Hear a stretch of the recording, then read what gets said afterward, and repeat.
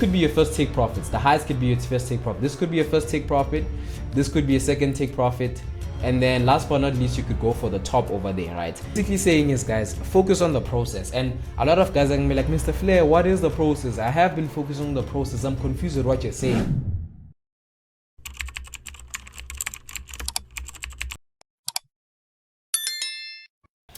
Alright, so this is Nasdaq on the daily time frame. I'll break it down so it's easy for you guys to understand. As you guys already know, guys, we always start on the daily time frame, but with this one we're gonna start on the weekly time frame, right? So you can understand and see where the market is at, right? So with Nasdaq, as you can see, we're on an uptrend, like bingo bango all the way to the top, right? So now what I am looking for is obviously more buys, especially in this predicament, because we understand that we are on an uptrend. And even if I can pull out this Fibonacci retracement tool, like from bottom to top as well, it's showing us relatively that we're still relatively coming closer to like extreme discount, right? So now we'll come over to the daily time frame. Bingo bango. So now this is Nasdaq on the daily time frame. Funny enough, I took buys on this guy earlier on the week. Like I think it was on Thursday. I got taken out at SL, right? Because I was trying to buy it. But now I'm also realizing that with the tariffs coming up, guys, this fair value gap over here is still left unattended, right? So as you can see, Nasdaq is coming back down heavy, guys. Like last week when I did break it down, we're just waiting to see how it's gonna react. And another thing I want to add as well, guys, some of you guys may be seeing a fair value gap, some of you guys may be seeing a demand zone, some of you may even be seeing a support. We all trading the same thing, we're just calling it different. So don't roast me in the comments saying I'm calling things funny things. It's like my strategy is just fair value gaps, and I'm sure some of you guys understand this, right? But now coming back to the breakdown, as you can see, this is Nasdaq on the daily. This fair value gap over here is still not filled out. Yes, price did tap in and push all the way to the top, but still yet not filled out, right? So my anticipation is that we can take half of this, guys. You don't need to take the full fair value gap. It makes no sense. So you're gonna come in like this, right? You're gonna come in and enter with your buy limit relatively over here, right? Bingo bango, and then stop loss just relatively below the low, like that, right? So with me, I'm someone who's not afraid to give my stop loss room to breathe. Rather, I am technically wrong than psychologically wrong, because guys, you need to understand there's two types of losses, right? There's a technical loss that you can take, and there's a psychological loss you can take. A technical loss is basically if you put your stop loss relatively over here and price does its thing and you get taken out. But if you're following your strategy, just a technical loss. Now you get psychological losses where guys come in over here and they try to get in with the stop loss because they wanna make sure that, you know, they get that snapper entry, they don't risk too much. Risk what you need to risk, guys. Trade the strategy the way it is. Give leeway for price to breathe. And already you can see with the momentum of Nasdaq, it's very enticing, right? So now give it some room to breathe. Now this could be your first take profits. The highest could be your first take profit. This could be your first take profit. This could be a second take profit. And then last but not least, you could go for the top over there, right? So now relatively we're planning on holding Nasdaq for a long time, guys. That's what I'm saying, is like you're going to be entering at the lowest of the lowest points, right? And now let's go over to the 4-hour time frame so you can understand. Like another thing you need to understand, you need to look at fair value gaps as magnets, guys. So with the fair value gap, it basically shows you how far price can go up, right? So in this instance, if price does come in and tap us in our entry, there's a possibility price can come all the way to the top because of these fair value gaps that are left over. As you can see, there's even a nice fair value gap all the way to the top over there. You get what I mean? So that's what I am seeing for Nasdaq. I'll run it back one more time for the guys who are a bit confused, right? So go to the daily time frame once again, right? Now, as you can see with Nasdaq, once again, guys, price is on an uptrend. Once again, price is on an uptrend, right? So if price is on an uptrend, what we want to do is find buy setups, right? And the only way we're going to find buy setups is through premium and discount. And in this instance, we're at heavy discounts and we have the last fair value gap that we have over here, right? This fair value gap is the main reason why we change character over here. So for me, this is giving me more than enough confluence. You get it, I mean? And also for the guys that trade liquidity concepts, like look at this. This is liquidity resting below these lows, so we can potentially come and take them out. So now with my entry, what I'm saying is we tap in relatively in the middle of this fair value gap. Don't take the full thing, take it halfway, right? And this is what I am going to be looking for, right? And then we're going to look for price to go all the way to the top. Now, I also saw a comment of my Fibonacci retracement tool settings for the guys, also the Gantt box. I'm not sure if you guys want the Gantt box as well. I did drop a video, but for nonetheless, for the guys who do want that, the Gantt box, you find it over here, relatively by the third thingy over here, right? I'll even zoom in just a little, right? Check this out. This is the third one relative over here, and then it's the last one over here. So my settings for my Gantt box looks like this, right? There they are. So it's 0, it's 1, and it's 0.5. These are the settings for my Gantt box. And then the settings for my Fibonacci retracement tool goes like this, right? Let me just show you guys so you guys can understand as well, for the guys who do want, because I saw the last in the last video you guys did want the thingy. So this is for my currency pairs, right? Currency pairs. This one is for my indices like this, and then this one is for gold like that, right? So obviously this changes, guys. This is the Fibonacci retracement tools I was using last year, right? But price action is quite different this year, so I am making a few adjustments. Obviously I'll let you guys know, especially in the group, what the move is, but right now I'm solely trading fair value gaps. But these are the settings for the currency one, right? You can pause the video, take a screenshot. These are the only settings I do have open, right? And then we got one for the indices as well, bingo bango. Here are the settings I do have. You can pause the video, take a screenshot, right? And then last but not least, we got this guy over here, relatively the same. And this one is for gold, right? But with gold, it retraces deeper than this. So the way it works is relatively price pushes all the way to the top, and then we wait for it to come to this zone over here and push all the way to the top. Relatively the same with this one, and then relatively the same with this one, right? This is what we're looking for. This is currencies, this is indices, this is gold, right? I hope everybody understands and I explain it the best way possible. But if you're interested in learning it like at more core, like understanding the discretionary and having this strategy more mechanical, make sure to click the link in the bio or in the description, and then join the mentorship, guys. This is where I go in depth about these types of things, especially if you're a trader that wants to learn. But nonetheless, let's go over to the next pair. All right. So this is gold on the daily time frame, right? So last week I was anticipating gold to drop a bit lower, right? I did break it down. I was anticipating gold to drop a little bit lower relatively into this fair value gap, and then we can get a push all the way to the top, right? If I could pull out the Fibonacci retracement tool like I showed before, my anticipation for gold is that it was going to drop relatively to this point over here.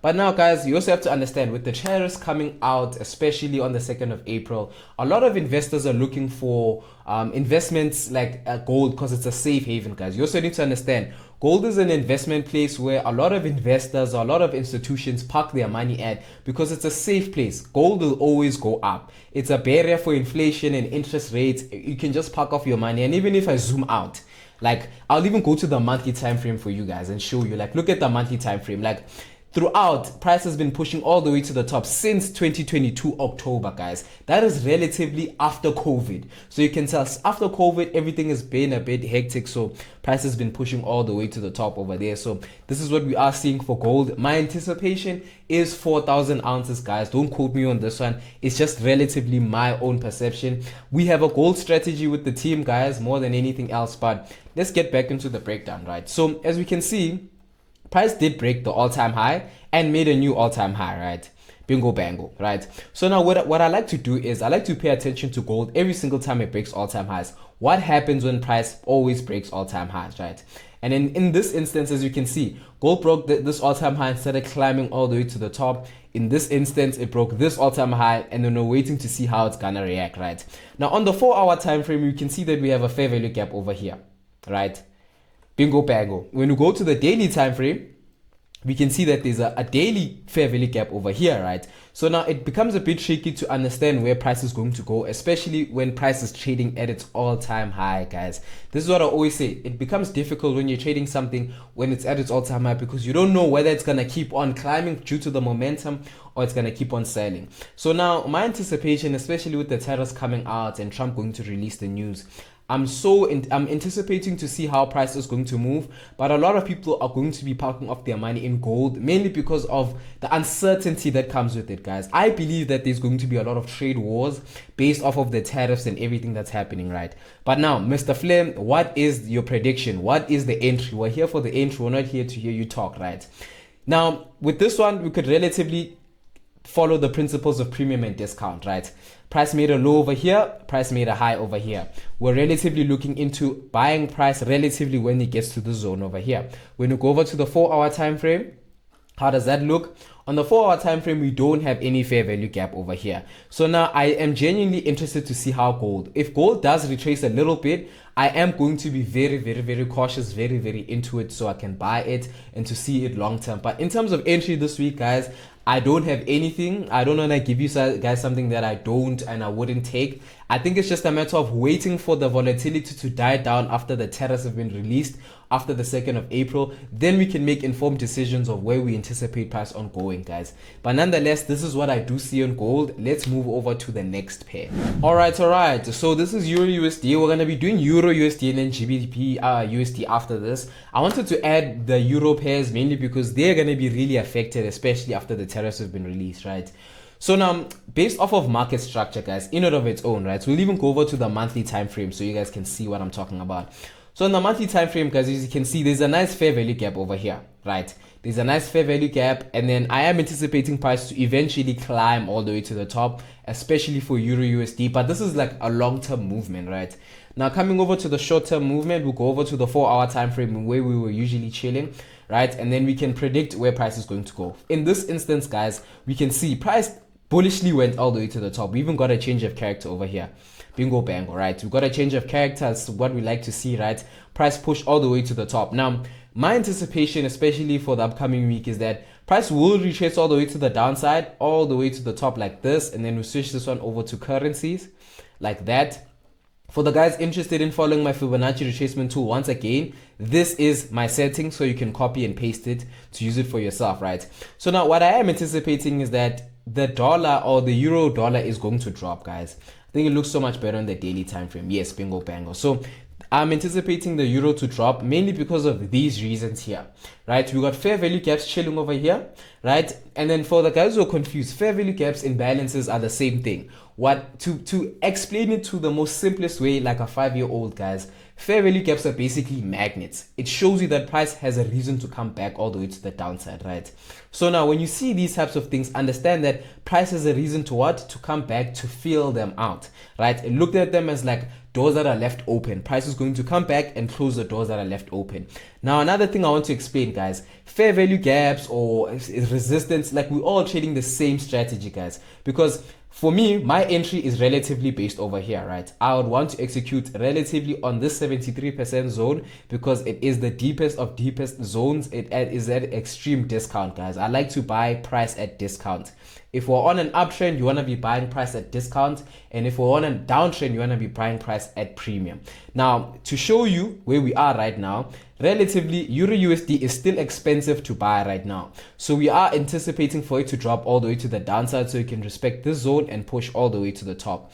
Now, for the guys who are a bit confused as well, you need to understand, guys, we're all trading the same thing relatively. Look at this. For me, this is a 73% zone, but for someone else, it's a support zone. You get what I mean? For someone else, it's a demand zone. You get what I mean? So it's like we're all trading the same thing, guys. At the end of the day, it's just making sure you understand your own strategy and the things and the confluences it gives you to take the trades, right?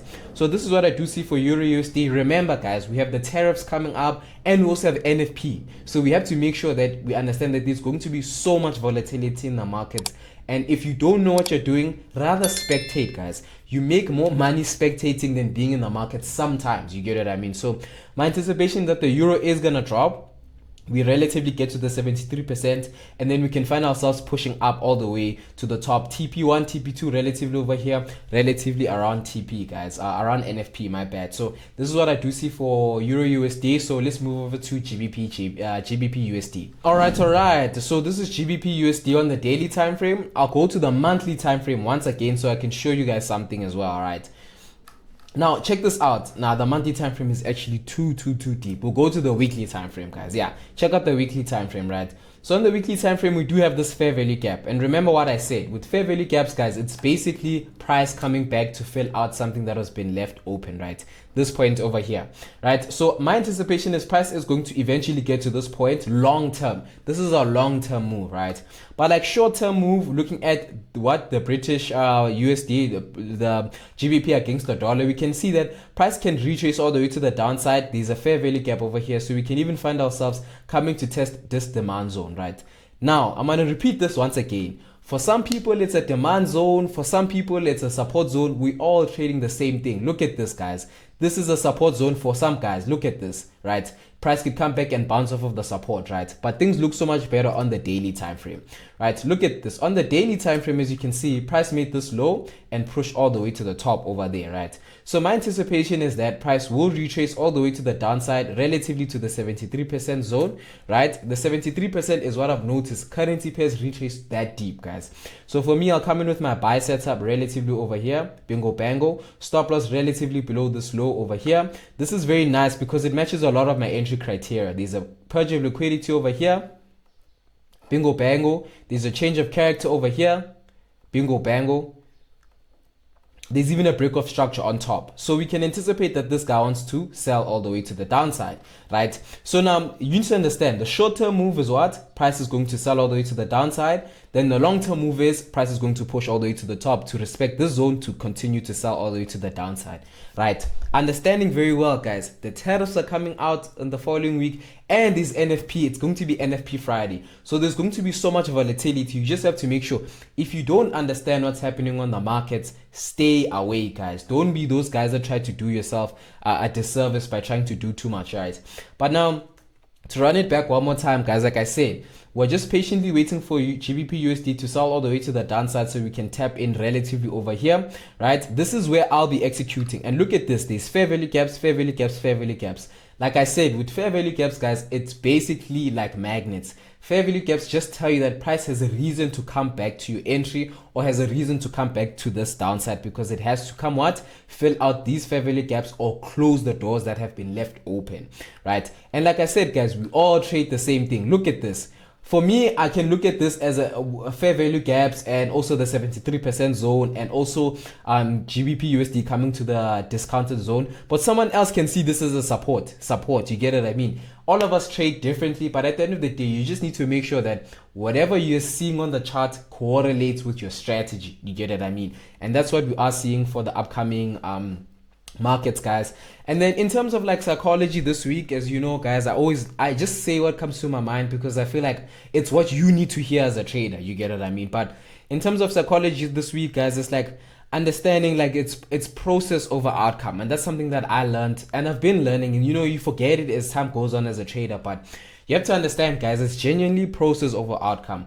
If you focus on taking setups like this, making sure that you follow your trading plan and follow your setups, in theory, guys, that's going to be money is going to be the byproduct. You get what I mean? So what I'm basically saying is, guys, focus on the process. And a lot of guys are gonna be like, Mr. Flair, what is the process? I have been focusing on the process. I'm confused with what you're saying.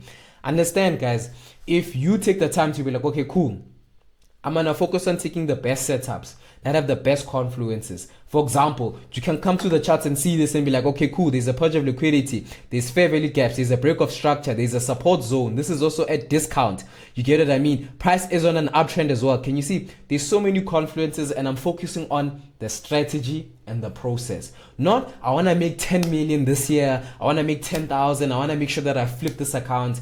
Risk wisely, guys. With this setup over here, risk 1%. If you're trading a 5K funded account, this is relatively $50. You hear what I mean? TP is $150, if you're going for 1:3. But what I'm trying to say is sometimes you just have to slow down, especially as a trader, because I don't blame anybody, guys. I don't blame any of you guys.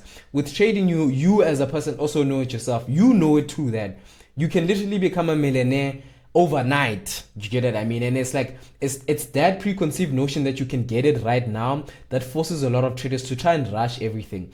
And I've noticed, like, the moment you start taking things a little bit slow is the moment things start coming a bit abundantly to you as a trader. You get what I mean?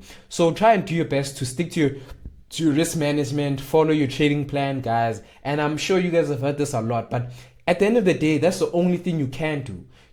Trying to over risk, trying to over leverage is only going to take you back, because you've been doing this for years. You've been over risking, you've been over leveraging, and yes, there are those days where you do make X amount of money, but where's the consistency? You know, because you say you want to be a consistently profitable trader, but you need to have consistently profitable habits. You have to have those consistently profitable habits to get to that point of destination, guys. You have to follow your trading plan. You have to risk wisely. You have to journal. You have to analyze. Those are the things that you consistently have to do on a regular basis and execute properly, guys. And when you start doing those things effectively and at the best possible way you can, the byproduct is money. Because if you analyze properly, you backtest, you journal, you make sure that you risk properly. Even if you lose, guys, at the end of the day, with risk reward ratios and win rates, you're bound to end up consistently profitable at the end of the day. If you have a strategy that has edge, if that's something that you're struggling with, I'm here, I'm breaking this down, guys. You don't even need to buy my mentorship. If you want to fast track your progress, obviously that's the route you can take. But you watching this video right now, like literally, if you can watch the videos that I'll be posting, things like this, you're bound to get to a point, because I have a strategy that has edge, right? So if you can just master something that can give you that edge and stay disciplined and consistent, you're bound to end up at a place of consistency, guys. But nonetheless, guys, that is genuinely my 2 cents for this week, guys. Like I said, guys, if you don't know what to do next week, do not trade, guys. Next week is going to be hella volatile. We got tariffs on the 2nd of April. We have NFP Friday as well. So make sure, guys, if you don't see any setups, do not try and force things. Stay away from the markets if you don't know what you're doing, because it is going to be very volatile, guys. But nonetheless, guys, it is your mentor, Mr. Flair. Thank you for watching till the end. Make sure to click the subscribe button, turn on the post notifications. But nonetheless, guys, it is another week, it is another dollar. I'm your mentor, signing out.